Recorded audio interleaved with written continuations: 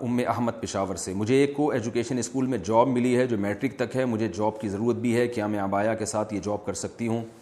جی نہیں, یہ جاب جائز نہیں ہے. کو ایجوکیشن میں اگر آپ جوان ہیں اور جوان عورت کا اس طرح مردوں میں جا کے, ٹھیک ہے آپ برقعے میں ہوں گی, لیکن برقعے میں بھی تو وہ تو کبھی کسی مردوں کے سامنے سے گزرنا پڑے تو برقعہ پہن کے گزر سکتی ہیں. مستقل وہاں کھڑے ہو کر روزانہ ان کو ٹیچ کرنا, ان کو پڑھانا, یہ یقیناً فتنے کا ذریعہ ہے. لیکن اگر آپ کا مسئلہ یہ ہے کہ آپ کے پاس یعنی کوئی کمانے والا نہیں ہے اور گھر میں جو مرد ہیں وہ بھی کفالت کے لیے تیار نہیں ہے, تو پھر ایسی مجبوری میں, کوئی اور جاب بھی نہیں مل رہی, تو پھر ایسی مجبوری میں آپ پردے کے ساتھ یہ جاب کر سکتی ہیں.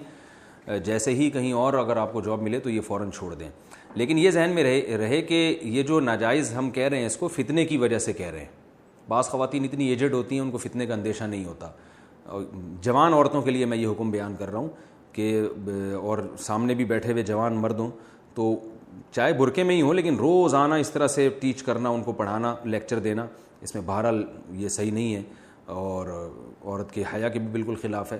لیکن اس کے باوجود آمدن بہرحال جائز ہوگی. آمدن جائز اس لیے ہوگی کہ وہ آمدن جو مل رہی ہے وہ ٹیچنگ کی مل رہی ہے. وہ ٹیچنگ بذات خود ایک جائز کام ہے.